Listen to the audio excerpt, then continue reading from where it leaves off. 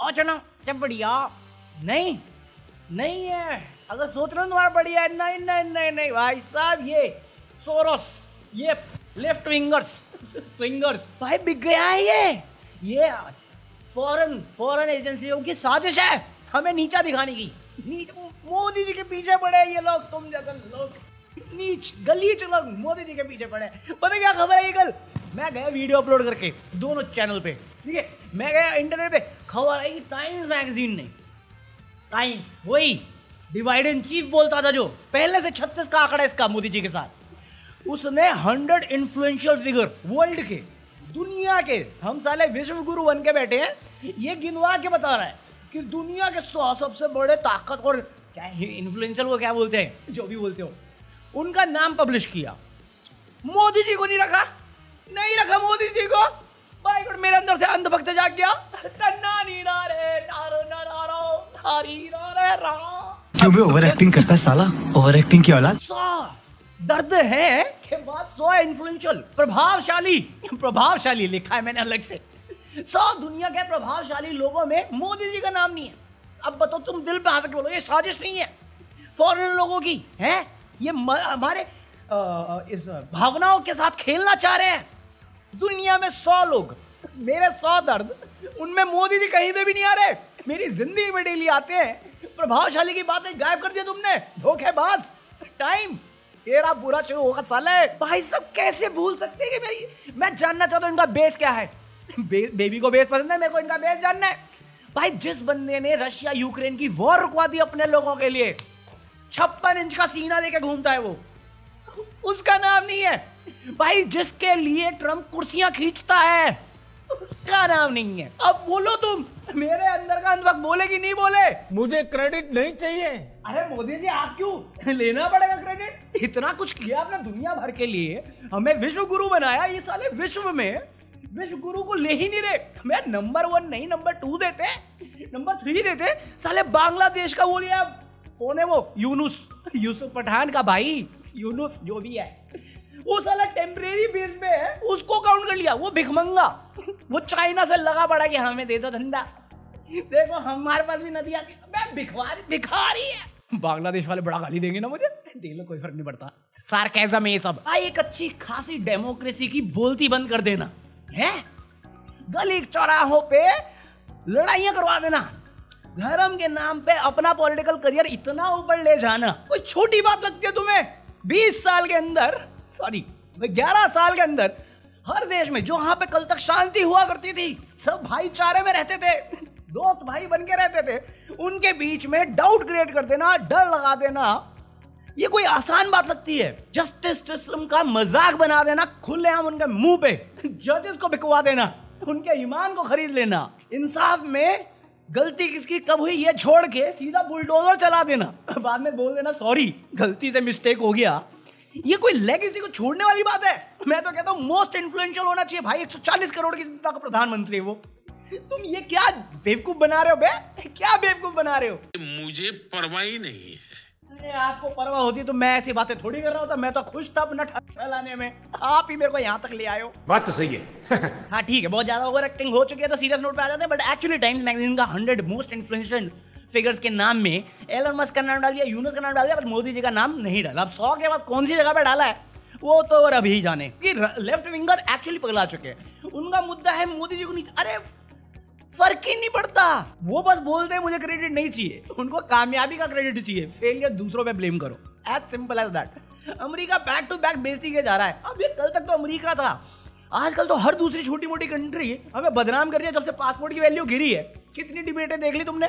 मैं नहीं बताऊंगा। यहाँ पे इनको लिया नहीं लिस्ट में, मैं उसका दर्द मनाया था। इतने में इनका एक वो है अपना अरविंद केजरीवाल, उसकी बेटे की सगाई थी तो उसकी क्लिपिंग आने लग गई। वहां पे मैं मोदी जी के दर्द से उभरा ही था। मैंने केजरीवाल को नाचते हुए देख लिया, मैं कहा ये क्या हो रहा है, ये क्या हो रहा है भैया, ये क्या हो रहा है। मुझे उस टाइम का कॉन्टेक्ट नहीं मालूम था, बट केजरीवाल नाच रहा है तो इस पर राइट विंगर पगला गए। देखो जब से इलेक्शन हारे सदमे में है, नाचना भी शुरू कर दिया। अबे दूसरे के इशारे पे नाचने से तो अच्छा अपनी बेटी की शादी में नाच ले, हैं अडानी चाचा। कौन इस सज्जन को क्या तकलीफ है भाई? भाई मिस्टर सिन्हा इस पे भी पागल हुए। मैं कहा जाके मोदी जी के साथ में रोना, इधर क्या रो रहा है? वो खुशी मनाने दे। नहीं भाई साहब, देख रहे हो केजरीवाल सिंपल आदमी, आम आदमी है, ओवर साइज शर्ट पहन के घूमता है। जहाँ पे ये सगाई और नाच गाना चल रहा है, ये यहाँ पे भाई एक रात का 15 से 17 हजार का बिलिंग होता है। बिलिंग साले को पता था कि बेटी की सगाई है। मैं ये पढ़ा, मेरे दिल से बहन के पकौड़े, तुम्हारे यहाँ पे औरतों की इज्जत नहीं होती, यहाँ पे होती है, हर घर में होती है। और हर बाप अपनी बेटी की शादी बड़ी धूमधाम से करना चाहता है। तुम चाटने में लगे हो तो चाटो ना, इतना तो मत गिरो।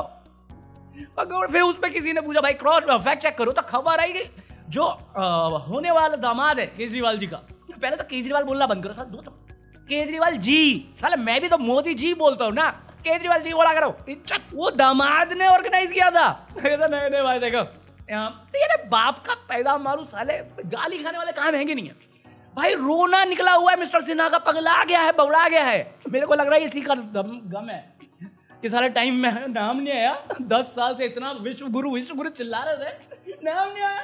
साला ये दुख का खत्म नहीं होता बे। केजरीवाल जी की बेटी की सगाई है, शादी जो भी है, बधाई देगा कोई भी सही दिमाग वाला बंदा, बधाई देगा। ये सवाल करेगा क्योंकि इनके यहाँ पे लड़कियों की जो शादी होती है वो झोपड़े में होती है, फकीरी ना है, ले पड़ेंगे झोले में। अब बेटी की शादी में दाल मांग रहे, पैक कर दो, बीवी को खिलाना है। भिखारी साला, अपने जैसी हालत देश की बनानी है, ये बोल दे सीधा। झोपड़ा वाले साले, मुंह पंचर बनाने चल साथ में, 2 रुपए कमाएंगे, भले ही गाली है पर पैसा तो मेहनत का कमाएंगे। बेशरम आदमी। यही पकौड़ा था जो बोल रहा था कि देखो ये अपने चंद्रशेखर जी है ना, वो कौन है वो जो, अरे कौन सी पार्टी है, भीम आर्मी है ना, जो वो यूएस गए हुए हैं। राहुल गांधी यूएस जाने वाला है, राजदीप सरदेसाई यूएसए में है, आरफा भी यूएस जा रही है। क्या चल रहा है?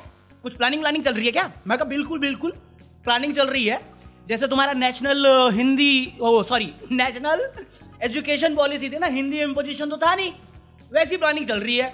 स्टालिन के टाइम में मैं तुम्हें पूरा टाइम बोलता रहा ये हिंदी इम्पोजिशन है, मैंने पढ़ा है, मैंने पूरा एक्सप्लेनेशन दिया, तुम्हें कोई नहीं माना। महाराष्ट्र में कर दिया कंपलसरी, मैंडेटरी नहीं कंपलसरी।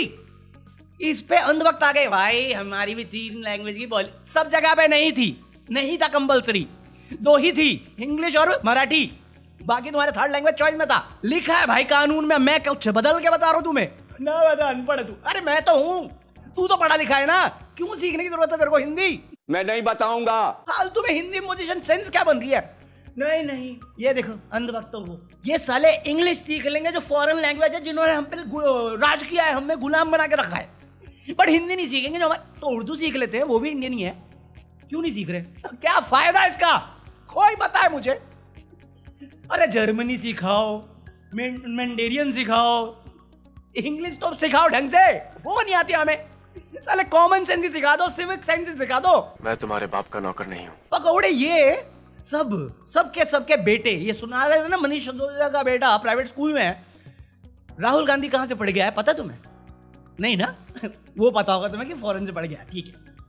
ये सुषमा स्वराज की बेटी कहां से पढ़ गई है? बांसुरी स्वराज, इनकी एक भी डिग्री भारत की नहीं है, ये सब राष्ट्रवाद पर प्रवचन देने वाले हैं। ये साली मेरे को एजुकेशन पॉलिसी सिखा रही थी। तो अपने लिए सारी मलाई चाहते और वहाँ से यहाँ आकर हमको बताओगे कि देखो जी राष्ट्रवाद ये है। और ये कर दिया इन्होंने महाराष्ट्र में, उस पर बैकलैश चल रहा है। भाई महाराष्ट्र में तो एक और फनी चीज हुई है, मराठी और गुजराती में बहस शुरू हो गई।